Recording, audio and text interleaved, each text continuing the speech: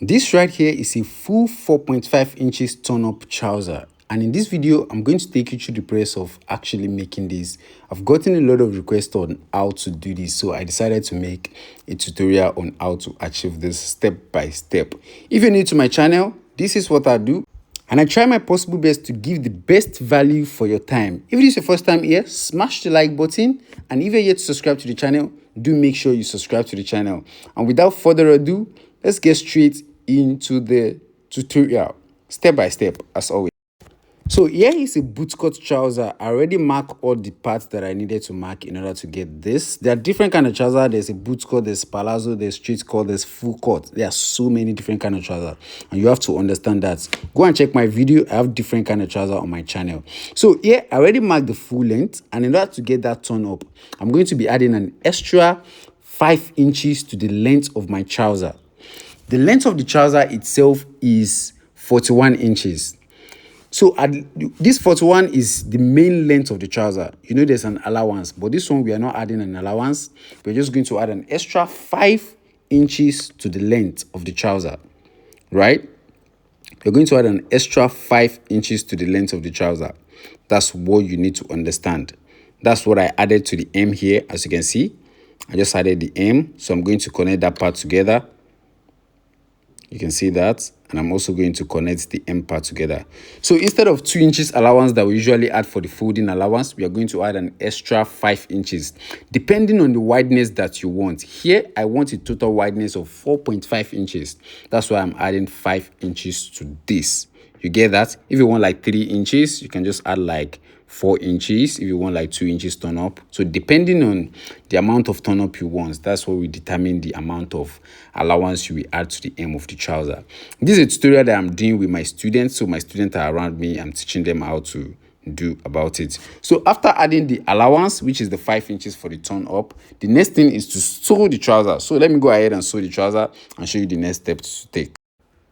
So as you can see right here, I already sewed the trouser. I'm done with the sewing. The waist is a jogger's waist, so it's full elastic waist. There's a lining inside, all those ones. That's not the tutorial here.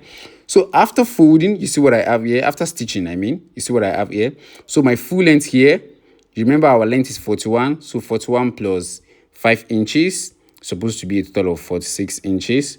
So here, I'm going to be stitching inside my 5 inches. So here I'm sewing inside.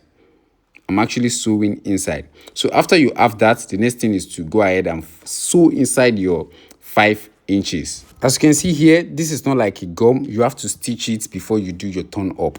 I'm going to go ahead, after folding this, you see what I have here. So I'm just going to stitch it from the inside, then I can do my turn up back to the upper part. It's very, very simple actually. You see what I'm doing here? So if I am to fold it backward, I'm going to like put the full tape in order to get my accurate full trouser length, and that's what I'm going to be turning up here. Based on my calculation, I'll be turning up a total of 4.5 inches. You see, so now I already stitch it. You can see I already go ahead and run a stitch. You can see here, so I did a 5 inches stitch here, just a straight stitch. You see what I have, 5 inches stitch. This is a bootcut trouser, that's why the leg is looking like that. I'm going to still do the full ironing, so you guys are going to see the full result. You see what I have here. After that, after I am done stitching, the next thing is to simply turn it up. Look at the way I'm doing it, just like this. Just going to pull that part up, just like so. Just pull that part up. You see what I did? It's more like you're folding out a cap. You see that?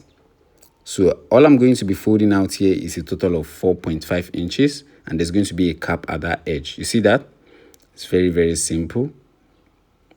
So what I'm doing, I will just fold that part up, and I'm going to iron it. And after ironing it, at the center part right here, I'm going to run a stitch at that center part in order to hold that edge down. So the only place you're going to run a stitch is the middle of your stitch. That center part of your stitch. That's where we're going to lock on both sides, both side of the leg that we stitch. Where the joining is, exactly that's where we're going to stitch, and that is what you're going to be having here. So what I have, and I'm going to do the same thing here. Just your 5 inches, just do a turn up like this. So what I'm doing, just pull up the overlay. See that? That's what I have here. You see what that looks like? So while you're doing the turn up, one of the most important things that you should not forget is your length. Your length will determine how much of the fold you can pull up. So I already calculated this, right? So here I'll be having 4.5 inches. And if I'm using exactly 4.5 inches, if I stretch the trouser straight, my trouser length is supposed to end up at 41 inches in total. 41 inches, right? So let me align this after doing the fold up. You can see I'm just going to align this as well. You see that? Just align it so. And if I measure this from the down all the way to the top right now, I'm supposed to be having a total length of 41 inches for my trouser. See that? So you see what I'm having here? This is 41 inches. That's my full trouser length. So once I have that, it's easy to go ahead and lock the edges. Like I'm just going to lock that open place. So now, at this point, I already ironed it. I already passed the rope. You can see here, the trouser is now flat. You see what this look like?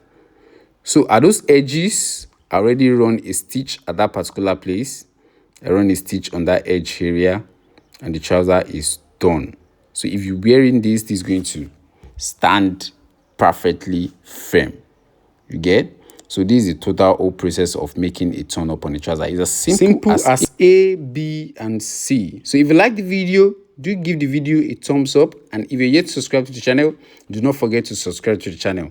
If you want to join my professional class, a link will be in the video below. A link on how to join my professional, beginners, advanced, any of the classes if you're interested in joining. That will be about it, and I will see you on the next one. Peace.